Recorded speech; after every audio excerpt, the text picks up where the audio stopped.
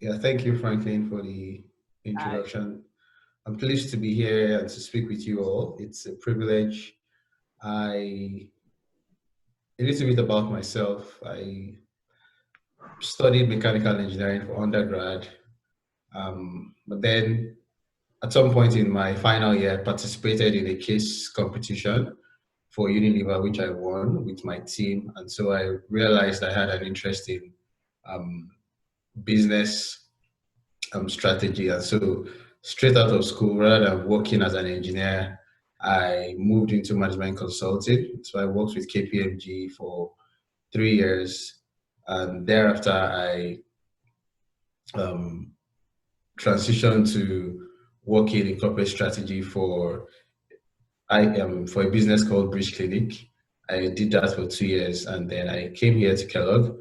And my post MBA goals are to work in product management within tech. So I'm tracking on that path now. Something about me that you wouldn't know unless I told you. Well, right now I'm an avid cycler, so every day biking for almost an hour or an hour plus. And then the regular things, I'm a nerd. I'm not ashamed to say that.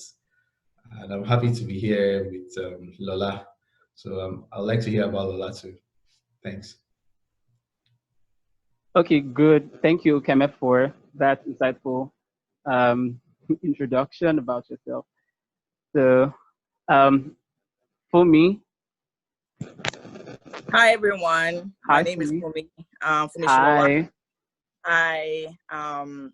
So I think I have a different story from a lot of you guys because I moved with my parents to the US at the age of 10. So I think that was in 2002. So it feels like forever ago. So a little bit about myself. I did my undergraduate degree at Morgan State University, which is it's an all-Black university called Historically Black University within Baltimore, Maryland. I was there for about 4 years. I'm sorry, can you guys hear me? Yeah, we can. Okay. So I did my undergraduate in mathematics and actuarial science. Always loved quantitative and mathematics, so I felt that would be a great career path for me. However, I was wrong, right? I decided to then pivot into product management. So it's interesting when I hear people talk about product management, because it was a lot easier for me to kind of use my analytical and quantitative background to pivot into business. And I think that's what product management brings to the table. So anyone that don't know what product management is basically a role where you are in charge of bringing new products to market. So like, let's say, so I was at Liberty Mutual. So Liberty Mutual is an insurance company based in the US, one of the largest property and casualty insurances within the top 5 insurance companies in the US. And I was working on the West Coast in Seattle, Washington at that time. And I was starting off as a product analyst. Even at the analyst level, you are there doing a lot of quantitative and analytical analysis to understand what new product it would be beneficial to our customers. And even from the insurance aspect of things, you are working a lot with IT, you are working with marketing, you are working with sales team, you are working with people on the ground, talking to people, asking questions, doing surveys. It's a really, really interesting role in the sense that you're almost like you're a mini CEO, because you're going to be the CEO of that product. So I did that, but then realized that I wanted to do more of understanding also how those products impacted our finances, right? Like, we're able to launch products. We kind of see how the sales are going for that particular product, but you are almost in the dark, right? You only know a segment of the business. But I felt like in finance, you have exposure to a larger organization. So if you might not know the entire thing that's happening within the corporation, but at least you might know a significant portion as far like department. Anyway, so that's what made me go back to business school, because I felt like business school, I would be able to gain a significant amount of skill set. So I went to business school and I started thinking about what industry does finance play a big role? Where do they have a strong seat at the table? And then it brought me to energy and pharmaceutical, which was my reason for going to GSK. So GlaxoSmithKline, they're based in London. I was able to work in their London office for a little bit during my internship. But however, I felt like I was not passionate about it. So going forward, I've decided to go more into retail. I see a lot of things happening in retail, and finance and strategy seems to now be the forefront of a lot of retail initiatives. So that's my spiel. That's my career path. I will be going to Walmart as a senior manager within their finance and strategy program. And then I'll be rotating through different teams. And the goal there is I'll be able to work on like their international market. So Walmart International, I'll be first doing international strategy. That will be the first thing. And then I'll now move into more of a non-strategy role, which will be finance, to understand what are the financial implications of the decisions within the company. So that's my career path. Moving on to something that people don't know about me. I aspire to be more of a coach. So I'm starting to do more of MBA coaching. So anyone, if you guys are interested, now that I've been able to go through 2 years of the program, and I'm also an ambassador for McCombs, and I'm currently working for the admissions office right now, helping to interview, helping to coach students on what to do and how to kind of get their essay stronger. I enjoy it. I realize I enjoy it. And one thing most people don't know about me is that I lack a lot of confidence. I think I've been able to kind of go through my career, kind of being able to fake it. But with the help of a lot of mentorship, with the help of networking and reaching out to people and having courage to ask for help, I have been able to get help in the right places. So that's me.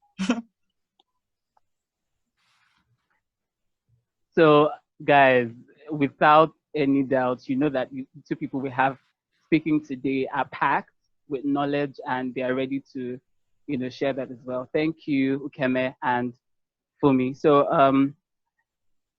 right now, I would like us to take a short survey, Fumi, if you will, and Ukeme. Basically, this is to help us have a little more understanding into our needs as MBA applicants and as grad school applicants in general, and to help our speakers custom the experience to fit us.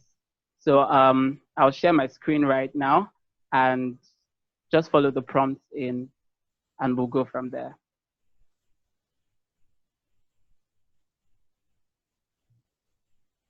Okay. Just a while. Now I hope you can all see my screen. So just go to the website, www.menti.com, and then use the code. It's very short. In 2 minutes, would be done with the survey. It's just a couple of questions, and these questions will help, us to understand better what areas we're moving into. So you can just check the chat box. You see menti.com and the code, and we will go from there. Just so I'm clear, are we supposed to also answer this question, or is this just for the participants? Yes, just for participants. Okay. It's just for participants. You guys you're already over the bridge, right? There's no point bringing you guys back.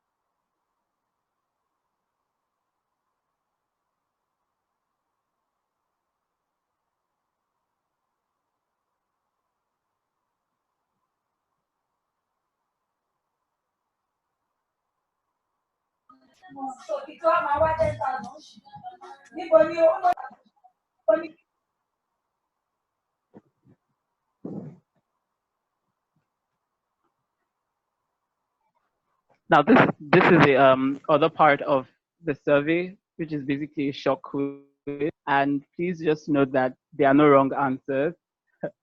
So all answers are right answers.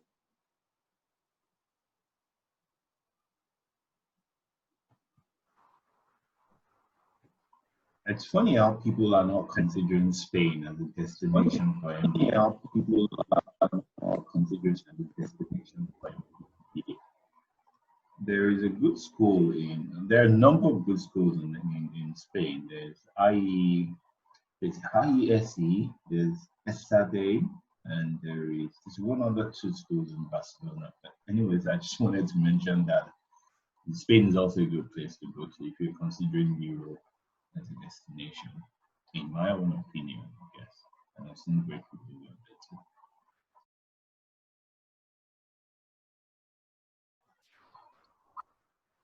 Maybe it's the language barrier. You have to kind of start learning some bit of French, Spanish, right? I can imagine, right?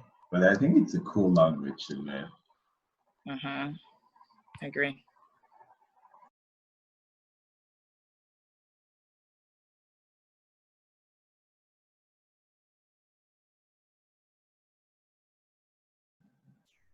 Hi, Franklin. I think you can start the quiz now.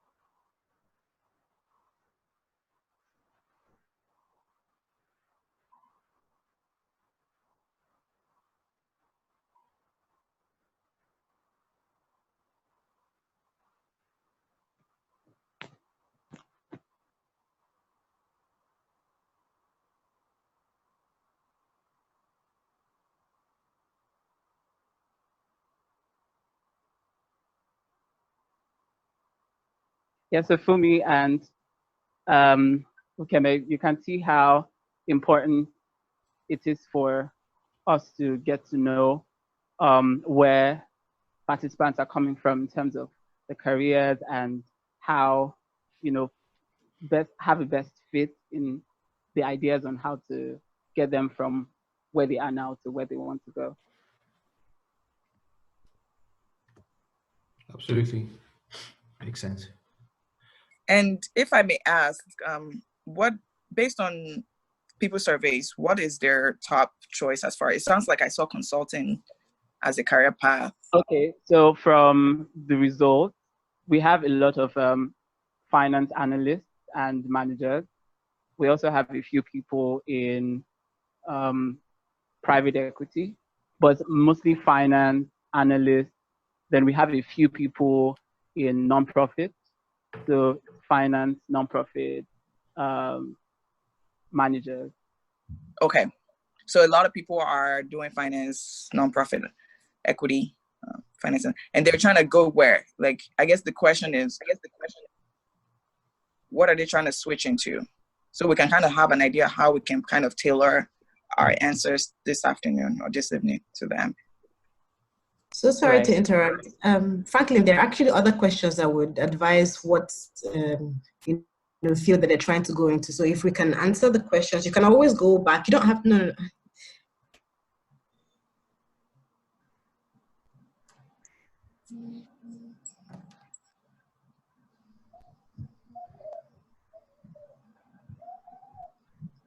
Okay, would you prefer that I take this portion? I can share my screen and just take this very portion.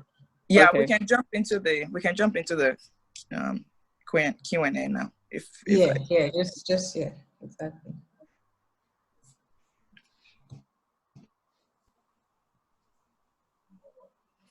Okay. All right then.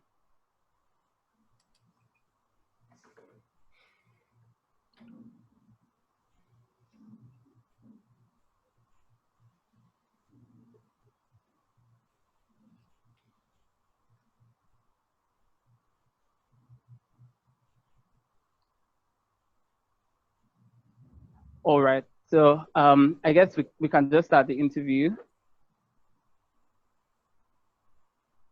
So for me, yes, I would like to ask you first, how we already know how important the MBA Essay is, but in terms of what's the difference between an MBA Essay and a personal statement? MBA essay is usually focused on the program you're trying to get into, your short-term goals. It's more specific towards the school even, and how you're going to get and attain your goals. A personal statement sometimes is just very general. Usually it's more talking about where you've been, where you are, and where you're going. It's very, very similar, to be honest. And I think some schools even consider their MBA as personal statement as well. But generally, I've noticed that personal statement are used in undergrad, and MBA essays are used in the graduate level, specifically for MBAs. So how would your MBA help you in the future? Okay, great. Okay, man. Your thoughts on that?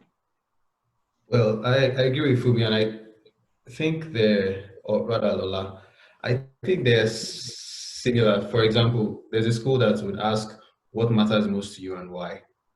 And for all intents and purposes, that essay prompt, an MBA essay prompt, is a personal statement. It's really what matters most to you and why. Some others will ask, what else should we know about you, which may be a personal statement. So I wouldn't dwell so much on the difference, but just knowing what the story is and what should I craft.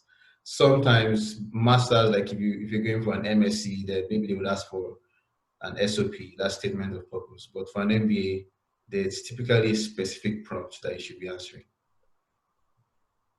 Okay, great. Yes, you both touched on, asking, it's a way of getting to know the stories or, talking about yourself. Now, how can you identify your story, and how can you use that to project the best of that in your MBA essay? So, Ukeme? Yeah. In thinking about your essay, I always think about it as there's the planning for the essay and there's the actual writing. And in planning to write the essay, one good skill to have is journaling. So few months ahead, what I did was, when I knew I was going to apply to business schools, I checked out their essay prompts 3-4 months ahead, just had it circulating in my mind, just let it roll in your mind. And then I kept a small Word document where I was just, as things came to my mind, I would write them down. So think about your achievements in the past, think about failures you've had, think about situations that have stretched you, and then just write 1 or 2 sentences that summarize that story. So that you have like a list of 5-10 stories that are really strong. Once you have those down, then when it comes time to actually get writing and get serious, you have a wide array of stories to pull from. Then you can now choose 1 or 2 stories that do justice the most to make you a very compelling candidate. All right. Yeah. Good. Thank you. For me, before we go on to you, guys, it's going to log us out in about 2 minutes. And once that happens, for those of us who know the drill, please log back in with the link that you joined with. And if you don't know how that works, So basically, the link you joined with, just click on that and have the enter the password, and you're back in. So for me, I thought Zoom is allowing for extension now. Well, sometimes they do, sometimes they don't. So yeah, for me. Yes. Okay. Storytelling in your MBA Essay. Okay. I would say that for some reason I had a very wrong preconceived notion about what an MBA story should be to start with, right? And I think a lot of time we think we have to kind of come up with this elaborate story. I'll give an example as myself. I thought I had to be telling stories of how I'm gonna change the entire world, how I have already climbed Kilimanjaro and I'm this, undefeatable human being. But it was actually not that the case. Generally, a lot of people have stories and they don't even know they have story. And I'll just to put it into perspective, right? The story that they're looking for is logically, how do you want to achieve the goal that you have set for yourself post MBA? A lot of times you are going to become an MBA, going for an MBA for a reason. So think back to your time through your life. And I gave the example of my life, and that was exactly what I put in my essay. I talked about how I am now a product analyst. I've moved up the ranks to now an analyst too, really. It wasn't like I've only been working for 4 years. But within that short period of time in my life, I know my strength. These are my strengths. This is what I'm good at. And here is how MBA is going to strengthen me from a financial perspective, from a leadership perspective. And as a result of that, I will now move on to this industry. And to be frank, they know that things will change along the way. What I said I was going to do, it wasn't actually what I set out to do. Right now, I'm going into retail. So just be able to logically tell them in a clear and concise manner, how are you going to achieve the